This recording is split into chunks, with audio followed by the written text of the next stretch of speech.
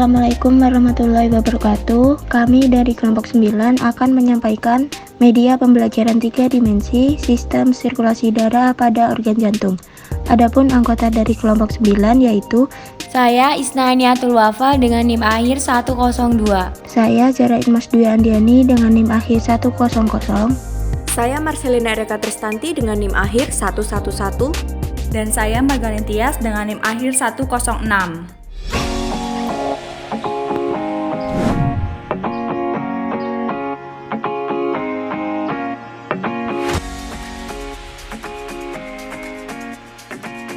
Adapun capaian pembelajaran dari fase F, media 3 dimensi sistem sirkulasi darah pada organ jantung yaitu peserta didik memiliki kemampuan untuk menguraikan struktur organ jantung dan fungsinya beserta kelainan yang muncul pada sistem organ tersebut.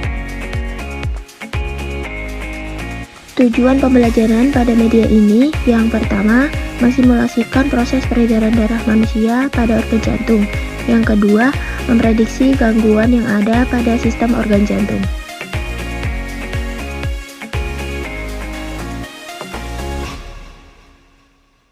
Selanjutnya saya akan menjelaskan bagian-bagian jantung beserta fungsinya. Jantung memiliki dua bagian, yaitu kanan dan kiri, yang masing-masing terdiri dari dua bagian juga. Dua ruang jantung atas dinamakan atrium dan dua ruang jantung di bawah dinamakan ventricle yang berfungsi sebagai pompa. Jantung bagian kanan berhubungan dengan fungsi pertukaran gas oksigen dan karbon dioksida di paru-paru, sedangkan jantung kiri berhubungan dengan fungsi peredaran darah ke seluruh tubuh. Selain memiliki 4 ruang jantung, jantung juga memiliki katup yang berfungsi untuk memastikan darah mengalir ke arah yang tepat melalui 4 ruangan jantung dan seluruh tubuh. Katup-katup tersebut antara lain katup tricuspidalis, katup bicuspidalis, dan katup aorta. Selanjutnya, di sini juga ada vena cava yang berwarna biru sebagai pembawa darah yang miskin oksigen menuju jantung. Setelah itu ada vena pulmonalis sebagai tempat masuk darah yang kaya akan oksigen dari paru-paru. Ada juga arteri pulmonalis yang membawa darah yang miskin oksigen menuju paru-paru. Dan terakhir, juga ada aorta yang sebagai tempat diedarkannya darah yang kaya oksigen ke seluruh tubuh.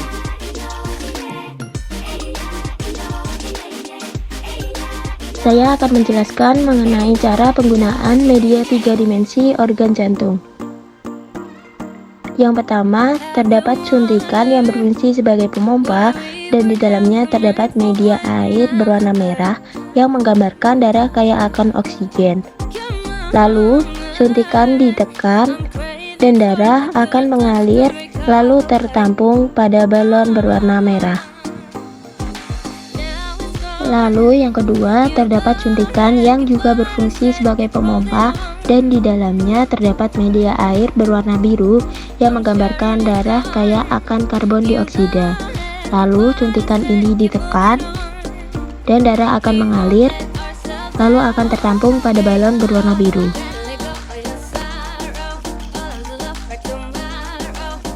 Selanjutnya kita akan mengetahui mekanisme siklus peredaran darah melalui organ jantung.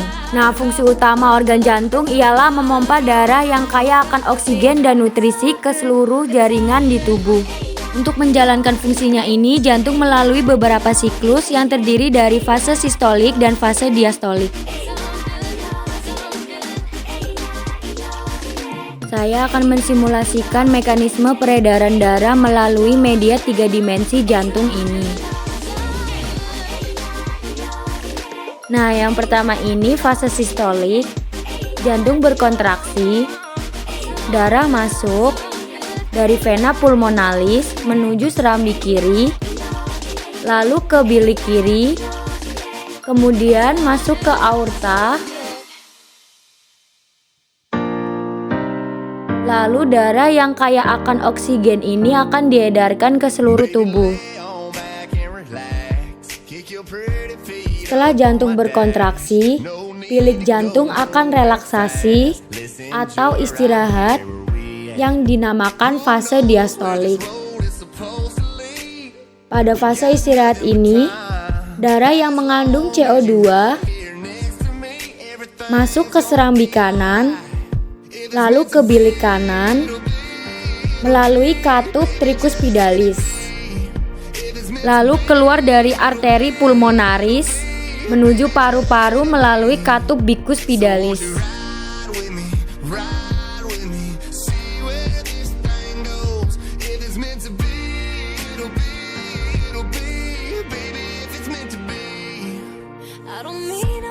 Setelah kita mengetahui bagian-bagian dari jantung beserta mekanisme sirkulasi peredaran darah pada jantung, kita juga akan mengetahui penyakit yang ada pada organ jantung.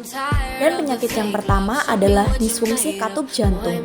Istilah lain dari penyakit ini adalah jantung mengipas yang disebabkan karena disfungsi katup mitral. Penyakit ini bisa jadi disebabkan oleh faktor keturunan. Di dalam organ jantung terdapat 4 ruang, 2 ruang pada tiap sisi, kanan dan kiri. Di antara ruang atas atau atrium dan bawah disebut dengan ventricle, terdapat katup yang memisahkan. Katup-katup ini berperan penting pada regulasi aliran darah. Dan gejala pada penyakit ini yang bisa dirasakan biasanya adalah sesak nafas. Kemudian penyakit yang kedua adalah aterosklerosis. Penyakit ini menyebabkan dinding arteri di bagian dalam mengalami penebalan akibat pengendapan lemak dan kolesterol. Gejala yang terjadi antara lain terdapat retakan pada pembuluh darah akibat tekanan yang kuat dari jantung. Jika tidak ditangani dengan serius, penyakit ini dapat menyebabkan kematian. Yang ketiga yaitu aritmia. Penyakit ini menyebabkan jantung berdetak terlalu cepat, terlalu lambat, atau tidak beraturan. Penyakit ini disebabkan oleh impuls elektrik yang berfungsi mengatur detak jantung tidak dapat bekerja dengan baik. Gejala yang muncul antara lain rasa berdebar di dada, kelelahan, pusing, sesak nafas, nyeri dada, bahkan pingsan. Penyakit yang keempat yaitu gagal jantung. Penyakit ini terjadi saat otot jantung menjadi sangat lemah, sehingga tidak mampu memompa darah yang cukup ke seluruh tubuh. Hal ini bisa terjadi karena dipicu oleh beragam masalah kesehatan, semisal penyakit jantung koroner, aritmia, kerusakan katup jantung, hipertensi, anemia, mikrokarditis atau radang otot jantung, atau cacat jantung semenjak lahir. Dan gejala utamanya antara lain sesak napas saat beraktivitas maupun saat beristirahat, kelelahan sepanjang hari, dan pembekakan pada area kaki dan pergelangan kaki.